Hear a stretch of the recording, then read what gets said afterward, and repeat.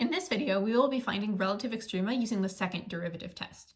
Before we do that, though, we're going to review how we normally find relative extrema, that is, using the first derivative test. If you want a more in-depth review of the first derivative test, I have a separate video on that topic.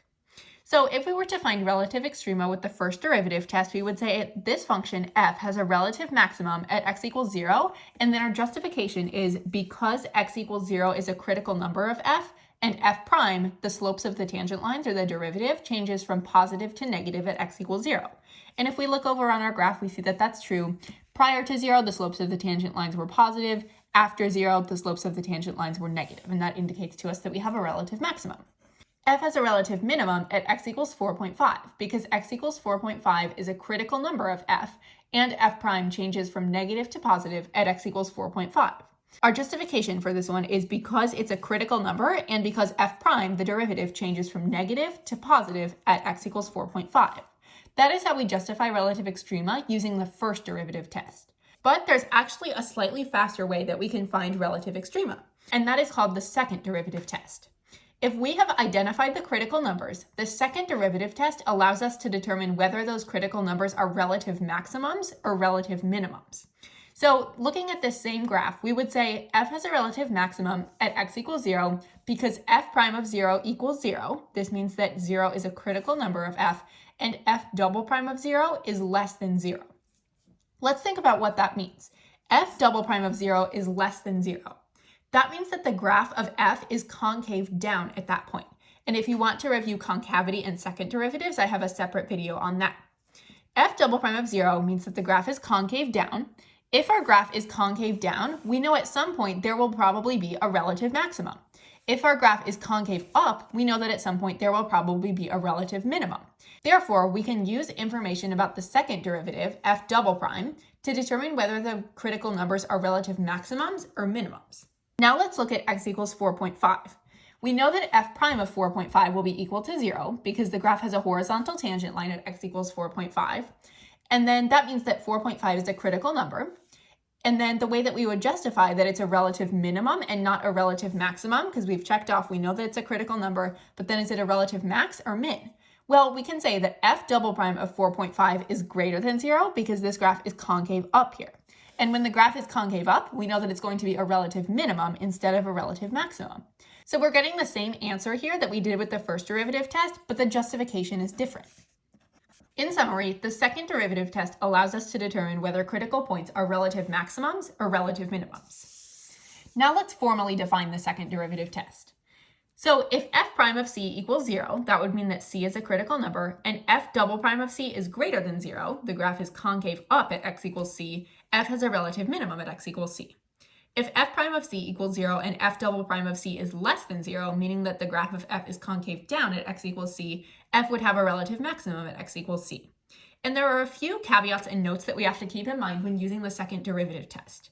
One of them is that if f double prime of c is equal to 0, so here we get f double prime of c is greater than 0 or less than 0, if it's equal to 0, the second derivative test fails because we have no information about the concavity. And if this happens, you just simply go back and use the first derivative test. You may also be wondering about the critical numbers here. Recall that critical numbers occur where the first derivative is equal to 0 or undefined. But when we talk about the second derivative test, f prime of c has to equal 0. So the critical number has to be a point where its first derivative is equal to 0. The first derivative cannot be undefined. Therefore, if c is a critical point at which the first derivative does not exist, the second derivative test cannot be used. So what do? Well, you would go back and use the first derivative test. The steps to find relative extrema using the second derivative test are as follows. First, identify the domain of the original function f. Then find the critical points of f. Third, apply the second derivative test, so find f double prime of each critical point. If the second derivative test fails, use the first derivative test. That would mean if you get f double prime of c equals 0, because then you have no information about the concavity, or if there's a critical point where the first derivative does not exist. In that case, you would just have to use the first derivative test. Fifth is to write a conclusive statement. Let's practice with this example. Let the function f be defined by f of x equals 1/3 x to the fourth minus 6x squared plus 2. Find the values of x at which f has relative extrema. Justify. The first step is to identify the domain of the original function. So we're going to say domain of f is all real numbers because this is a polynomial function. Next is to find the critical points. The first step in finding critical points is finding the first derivative, f prime of x. Here's our first derivative. There are no values of x that we can plug in that will make the first derivative undefined, but if we set the first derivative equal to 0, then we have 0 equals 4/3 x cubed minus 12x, and then we can factor out an x and solve. We have critical numbers at x equals 0, x equals positive 3, and x equals negative 3. The next step is to apply the second derivative test to each one of these critical points. We need to find the second derivative first. So from f prime, I will take the derivative of that again to get f double prime. F double prime of x equals 4x squared minus 12. First, I will test f double prime of 0. F double prime of 0 is equal to negative 12. This means that at x equals 0, the curve is going to be concave down because the first derivative is negative. This means that x equals 0 will be a relative maximum. Then I will find f double prime of negative 3. F double prime of negative 3 is positive 24. Since the second derivative is positive, this means that the curve is concave up. Therefore, x equals negative 3 will be a relative minimum. Lastly, I will find f double prime of positive 3. This is also 24, which is a positive value. Since the second derivative is positive, that means that the curve is concave up, so x equals 3 will be a relative minimum. Notice how I justified my answer here. I said f has a relative minimum or maximum at x equals the critical numbers because f prime of the critical numbers is equal to 0, indicating that those numbers are in fact critical points. And then I talked about the second derivative. I said f double prime of 0 is less than 0, or I said f double prime of negative 3 is greater than 0. That is how you do a proper justification with the second derivative test. Let the function j be defined by j of x equals the secant of 1/3 x. Find the values of x on the open interval from negative 4 pi to 4 pi, at which j has relative extrema. Justify. We are going to use the second derivative test again to practice that. First step is to identify the domain of the original function j. So this one is a trig function that I'm not super familiar with. However, I know that secant is inverse cosine. So I can rewrite j of x as 1 over the cosine of 1/3 x. Now, I know that j of x will not be able to exist if this denominator here is equal to 0. So we can set the cosine of 1/3 x equal to 0, and then find values of x that will make that true to find where j of x is not defined, so where its domain does not exist. So what values can I plug in for this right here? I'm going to call that theta. What values can I plug in for theta that will make cosine of theta equal to 0? Well, I know that cosine of pi over 2 is equal to 0. So I'm going to say theta is equal to pi over 2. The cosine of 3 pi over 2 is also equal to 0. And since we're also dealing with some negative values, because it says on the open interval from negative 4 pi to 4 pi, what I'm going to do is I'm also going to list negative pi over 2 and negative 3 pi over 2, because cosine of those values is also equal to 0. Then I can set each of these values equal to 1/3 x and solve.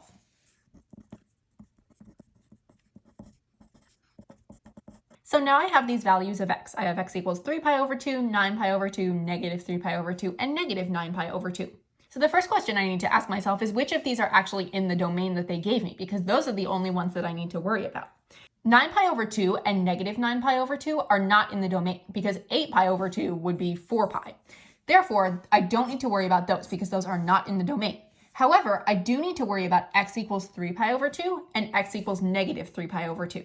Those are places where the original function does not exist. Therefore, the domain will not include those values. So now when I find my domain of the original function, I know that it is going to be on the open interval from negative 4 pi to 4 pi, but x cannot equal 3 pi over 2, and x cannot equal negative 3 pi over 2.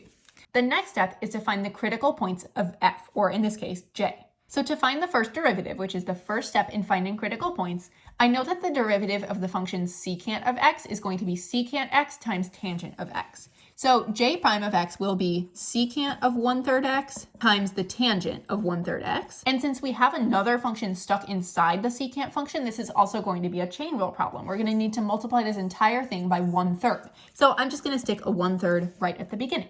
Now, I personally prefer to deal with things in terms of sine and cosine. So what I'm going to do is write my derivative, j prime, in terms of sine and cosine.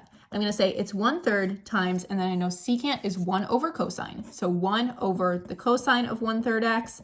And then I know that tangent is sine of x over cosine of x. So the sine of 1/3 x over the cosine of 1/3 x. That makes j prime of x equal to the sine of 1/3 x over 3 times the cosine of 1/3 x squared. That is my j prime function. Now, critical points can either occur where j prime of x is equal to 0 or undefined. To make j prime of x undefined, this denominator would need to be equal to 0. So 3 times the cosine of 1/3 x would need to equal 0. Essentially, this just means that the cosine of 1/3 x would need to equal 0. That's actually exactly what I was solving over here. So cosine of 1/3 x is equal to 0. I'm not going to rework that, but rather I'm just going to take the values that I got over there. So x is equal to 3 pi over 2 or negative 3 pi over 2. These are not going to be critical points though, because these are not within the domain of our function. We've already established that the function does not exist at these points. So then I will try setting my numerator equal to 0. I will say the sine of 1/3 x needs to equal 0. So what can I plug in for theta right there? If I call that theta, sine of theta is equal to 0. What is theta? Well, theta could be 0 because the sine of 0 is 0. Theta could be pi because the sine of pi is 0. And then I also know that theta could also be 2 pi or 3 pi or 4 pi. So if I need to add some more values to fit in my domain, I can do that. I know that one of my values is going to be negative pi though, because it does go into the negative range. Then I will set 1/3 x equal to each one of these. So if 1/3 x is equal to 0, x is equal to 0. If 1/3 x is equal to pi, x is equal to 3 pi. If 1/3 x is equal to negative pi, x is equal to negative 3 pi. And that works out perfectly because all of these values are within my domain. If I were to try 2 pi though, because the sine of 2 pi is 0, I would get 1/3 x is equal to 2 pi, and then x is equal to 6 pi. 6 pi is not within my domain, so I know that these are my only critical points. Now I need to find the second derivative, j double prime of x, so that I can plug each of my critical points into that function. So my j prime of x function is 1/3 times the secant of 1/3 x times the tangent of 1/3 x. So j double prime of x, I'm just going to go ahead and start using the product rule on this one. So I've done first times the derivative of the second. Remember that the derivative of tangent x is secant squared of x. First times the derivative of the second plus the second times the derivative of the first. And then I'm just going to go through and clean this up a bit. Now that I actually have my second derivative, what I'm going to do is take the second derivative of each critical number. So first I will take j double prime of 0. At this point, everything is written in terms of secant and tangent, and I don't know those values off the top of my head, but I do know the sine and cosine values. So what I'm going to do is I'm going to rewrite j double prime of 0 in terms of sine and cosine.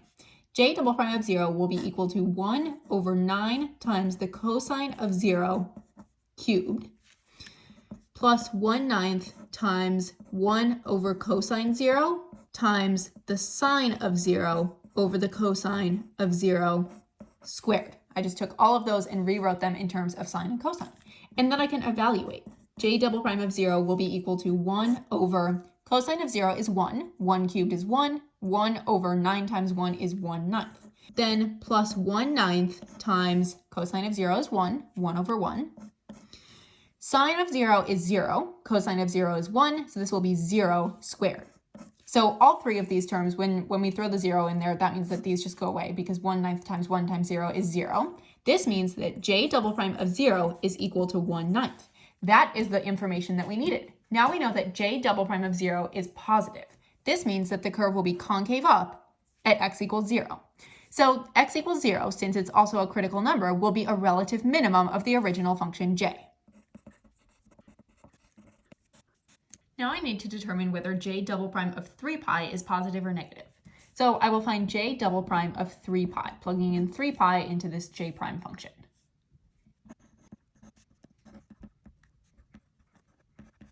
Now I have a lot of places where I have 1/3 times 3 pi, so I'm just going to go through and rewrite in all of those places, just rewrite pi.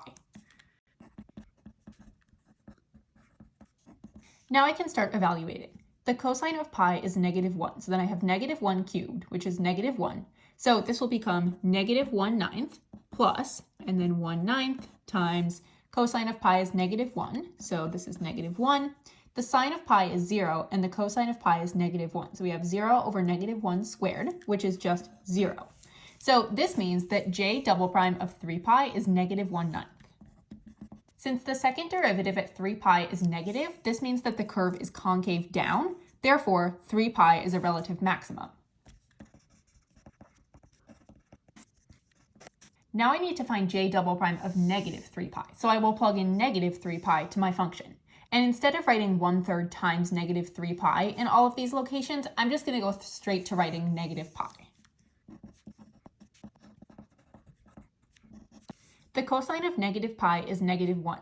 -1 cubed is -1, so we have -1/9, or 1 over -9, plus 1/9 times 1 over -1 times the sine of -pi is 0 over the cosine of -pi is -1, so that will be 0 squared. That means that these three terms go away because they're all being multiplied by 0. So j double prime of -3 pi is simply -1/9. And this means that the curve is concave down. The second derivative is negative, so the curve is concave down at x equals -3 pi, meaning that -3 pi is a relative maximum of j. These are my 3 completed explanations. For all of these, I indicated whether j has a relative maximum or minimum at a specific x value, and then I justified by saying that j prime of that specific x value is equal to 0, and j double prime of that specific x value is either greater than 0 or less than 0. Let f be the function defined by f of x equals k root x minus the natural log of x for x being greater than 0, where k is a positive constant. Part A says find f prime of x and f double prime of x. So to find f prime of x, first I'm actually going to rewrite f of x. Instead of k rad x, I'm going to write it as k x to the power of 1/2, or k times x to the power of 1/2. That will allow me to use the power rule more easily. And then minus the natural log of x. Then I will find f prime of x. This is 1/2 k times x to the power of -1/2 minus 1 over x. I don't need to use the product rule here because it specifically says k is a constant, and when we have a constant, it acts as a constant multiple. We don't need to use the product rule. This means that f prime of x, if we want to simplify it a bit more, is k over 2 rad x minus 1 over x. That is f prime. Then I will find f double prime of x. So for this first one, I will need to use the quotient rule. So low, 2 rad x, d high, derivative of a positive constant is going to be 0, minus high, k, d low. Derivative of 2 rad x, I'm actually going to do that off to the side here. So 2 rad x, that is equal to 2x to the 1/2. So then when I find the derivative, it'll be 1 times x to the power of -1/2, which is 1 over rad x. So k times 1 over rad x, low d high minus high d low over the low function, 2 rad x squared. But I'm not done. I still have this 1 over x at the end. 1 over x can be rewritten as x to the power of -1. And then if we take the derivative of that, that becomes negative x to the power of -2, which is -1 over x squared. So minus -1 over x squared, or plus 1 over x squared. Now, since I'm multiplying this by 0, this can just go away. So f double prime of x is going to be equal to -k over rad x over 2 squared is 4, rad x squared is x. So this is all over 4x plus 1 over x squared. And then if I want to, I can clean it up even further. Say f double prime of x is equal to -k over rad x times 1 over 4x plus 1 over x squared, which would become -k over 4x rad x plus 1 over x squared. That is equal to f double prime of x. Part B says, for what value of the constant k does f have a critical point at x equals 1? For this value of k, determine whether f has a relative minimum, relative maximum, or neither at x equals 1. Justify your answer. F having a critical point at x equals 1 means that f prime of 1 would be equal to 0. F prime of 1, we just go plug 1 into our function for f prime. So f prime of 1 is equal to k over 2 rad 1, or 2, minus 1 over 1, which is 1. So k over 2 minus 1 needs to be equal to 0. K over 2 needs to equal 1, k needs to equal 2. Then it says for this value of k, so when k is equal to 2, Determine whether f has a relative minimum, relative maximum, or neither at x equals 1. Justify your answer. So we already know that x equals 1 is going to be a critical number. To determine whether this critical number is a relative maximum, a relative minimum, or neither, we can employ our new knowledge about the second derivative test. So we're going to find f double prime of 1. And if that value is positive, the curve will be concave up at x equals 1, which will make 1 a relative minimum. If that value, f double prime of 1, is negative, that means that the curve is concave down, which will make x equals 1 the relative maximum. So to find f double prime of 1, and then we know that k is equal to 2, so we're plugging in 2 for k and 1 for x into this function down here. F double prime of 1 is equal to 1/2. Now to justify our answer, we can say when k is equal to 2, f prime of 1 is equal to 0, and f double prime of 1 is greater than 0. So by the second derivative test, f has a relative minimum at x equals 1.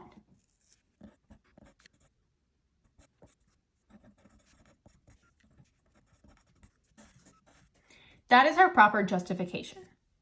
At what value of x does the function defined by f of x equals the natural log of negative 2x times 5 over x attain its relative minimum?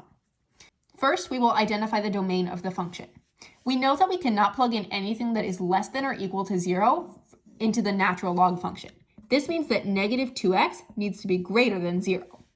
So then when we divide by the negative 2, that means that you flip the sign, so x needs to be less than 0. That is our only domain restriction. Now we can also not plug in x equals 0 here because that would make the second part of the function undefined. However, this already covers that. X has to be less than 0. It cannot be equal to 0. So that's our domain. Now we will find the first derivative of the function using the product rule. So f prime of x is equal to the first, the natural log of 2x, times the derivative of the second. I'm going to rewrite 5 over x as 5x to the power of negative 1, and then when I find the derivative, it will be negative 5x to the power of negative 2. So natural log of 2x times the derivative of the second, which is negative 5 over x squared, plus the second, 5 over x, times the derivative of the first, which will be 1 over negative 2x times the derivative of the inside function, negative 2. And then I'm just going to go through and simplify that a bit. There's our first derivative. So the critical numbers are going to occur when the first derivative is undefined or equal to 0. The first derivative would be undefined if we plug in 0 for x, but that's not in our domain, so we can't use that. However, if we set the numerator equal to 0, we might be able to find another critical point. This means that negative 5 times the natural log of negative 2x is equal to negative 5. That would make the natural log of negative 2x equal to 1. And then when you apply e to both sides to cancel out the natural log, you get that negative 2x is equal to e. Therefore, x is equal to negative e over 2. That is our only critical number. So I know that my answer is going to be either C or D, because if there is a relative minimum, it's going to happen at that critical number. But we don't know whether that's going to be a relative minimum or a relative maximum. To find out, what we can do is take the second derivative of that term.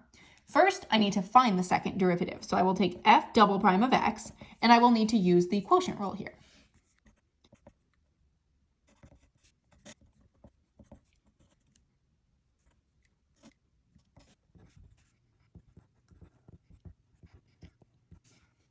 Here is my simplified second derivative. And I'm just looking for, is this value going to be negative or positive when I find f double prime of negative e over 2.